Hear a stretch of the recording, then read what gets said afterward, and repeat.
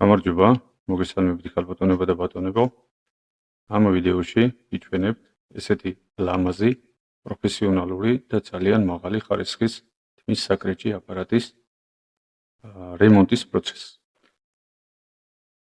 ეს აპარატი დაახლოებით 1 წელი მაქვს, ძალიან კმაყოფილი ვარ მისით, თუმცა რემონტამდე ცოტა ხნით ადრე მექანიკური დაზიანება მიიღო აპარატმა, დაახლოებით 1.5 მეტრის სიმაღლიდან დავარდა მეტლახს, რის შედეგადაც აკუმულატორმა დაიწყო სწრაფი განმუხტვა. ვიწყებთ აპარატის დაშლას დანების მოხსნით.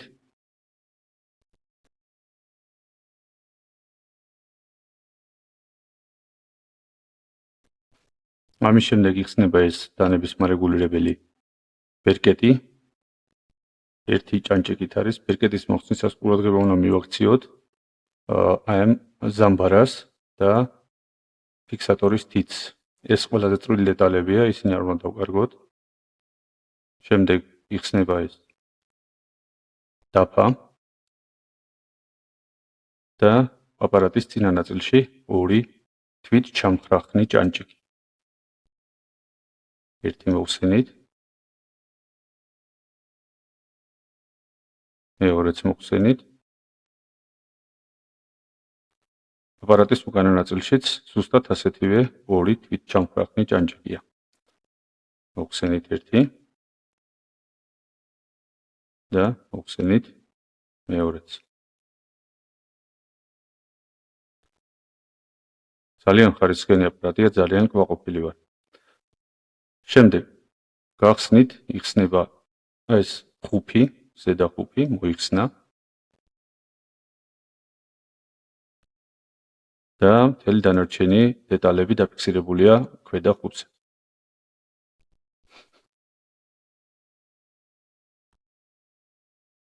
ერთ შეხედვით რაც ჩანს, საკმაოდ მსხვილი სპილენძის სადენით არის ჩახვეული ეს მოტორი და მისი ერთ-ერთი სადენი ამოვარდნილი იყო ბუდიდან, მის ჩასწორება ვცადეთ. თუმცა ბოლომდე არ ჩაგვისწორებია, გავაგრძელეთ დათვალიერება, ვათვალიერებთ დაფას. დაფა საკმაოდ რთულად გამოიყურება. ნასას მართვის ცენტრის რაღაც ბლოკების გავს. მოვიტანეთ ადაპტერი, ესე გამოიყურება ადაპტერი, რომელიც კომპლექტში მოყვება აპარატს.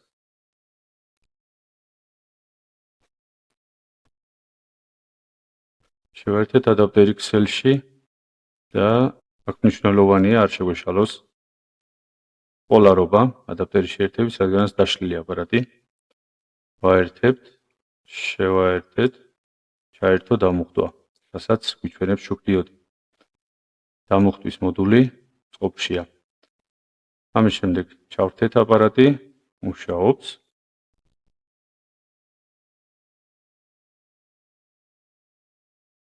კიდევ ერთხელ ვათვალიერებთ ახლოდან, არაფერი კრიმინალური დაფაზე არ ჩანს. აი ამ სადენს, რომელიც ამოვარდნილია ბუდიდან, ეხლა ვცდილობ ჩავსვათ თავის ადგილზე.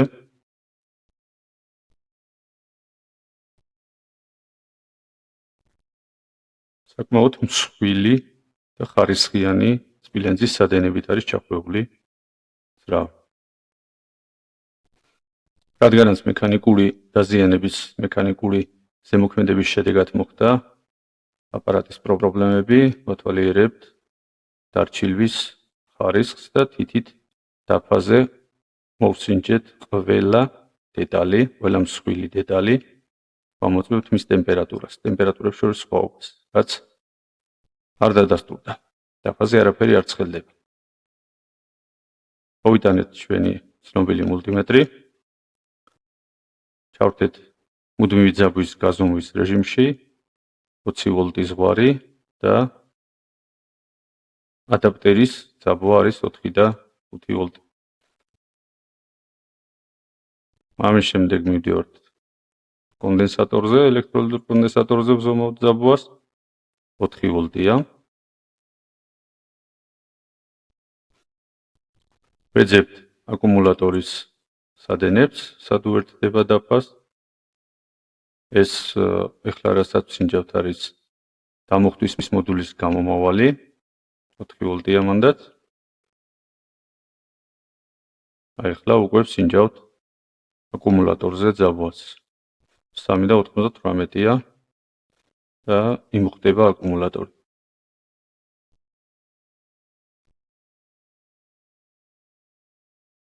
გამოვხდეთ ადაპტერი. დაველოდეთ ცოტა ხანი და ახლა ვსინჯავთ აკუმულატორზე ძაბვას. 3 და 8. ვარდნა საკმაოდ შესამჩნევია. ახლა ვსინჯავთ დამუხტვის მოდულზე. ძაბვა არ არის შესაბამისად გამომავლდიოდი გამართულია. ჩავრთეთ და ჩართულ მდგომარეობაში აკუმულატორზე ვამოწმებთ ძაბვას. 3 და 6 ვარდნა კიდევ უფრო შესამჩნევია. ეს შეიძლება ორი მიზეზით მოხდეს, ან მოხმარებაა გაზრდილი, რისი ნიშნებიც არ ჩანს, ან აკუმულატორის ტევადობაა შემცირებული. ვცდილობთ გავზომოთ ძაბვა თავად მოტორზე, თუმცა გამოვიწყდა, რომ მოტორზე მიდის თვლადი დენი. შევამოწმეთ აკუმულატორი ასე სწრაფად დაჯდა. ეს არ არის კარგი მაჩვენებელი, თუმცა აკუმულატორის გამოცვლა ჯერჯერობით ვერ გადავწყვიტე. კიდევ ერთხელ ვათვალიერებთ დაფას, ვათვალიერებთ მოტორს. არაფერი კრიმინალური არსად არ არის. გადავუჭერთ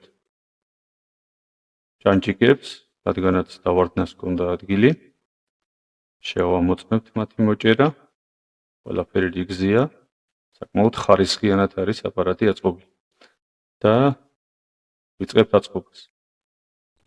დავაფარებთ ღუბს და ვიწყებთ ჭანჭიკების მოჭერის პროცესს.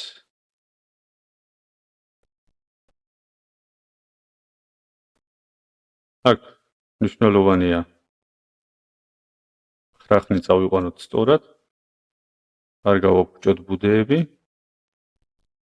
და მოჭერითაც ზომიერად მოვუჭერთ, რადგანაც პლასტიკია მაინც.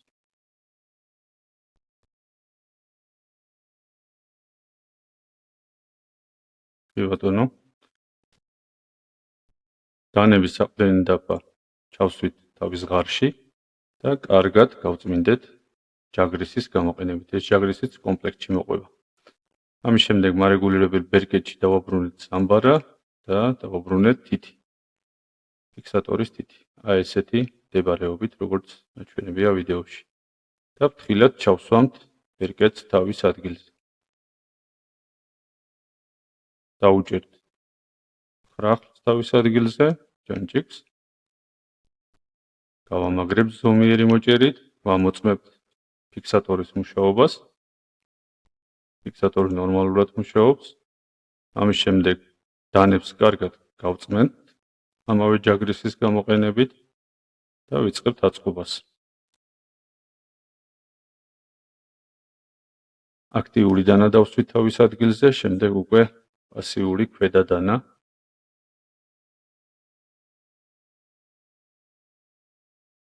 და ჭანჭიკების მეშვეობით ვამაგრებთ პასიურ დანას, მხოლოდ ბოლომდე არ ვუჭერთ ჭანჭიკებს. ამის შემდეგ აქტიურ დანას ბერკეტის მეშვეობით გადმოვწევთ მაქსიმალურად წინა მდებარეობაში, მაქსიმალურად წინ და ამ მდებარეობაში ვარეგულირებთ ქვედა პასიურ დანას, რის შემდეგაც საიმედოდ გადავუჭერთ მის აფიქსირებელ ჭანჭიკებს. რეგულირება გაკეთებულია.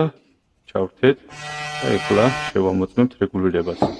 პირდაპირ 90 გრადუსით პირით დანებს დავადებთ პლანზე, დილაც თქმა უნდა. და ქართულმა მუშა აპარატმა არ უნდა გაკარცხოს პლანი. პლანზე არ უნდა იგრძნობოდეს დანების მოდელა. რეგულირება წარმატებულია. აპარატი ავაწყეთ, მიზეზი დადგენილია. აკუმულატორის შეცვლა გადავიფიქრეთ. ხარისხიანი აკუმულატორი არ აქვს და მაგით მექნება და გამოვცვლი. მადლობა ყურადღებისთვის.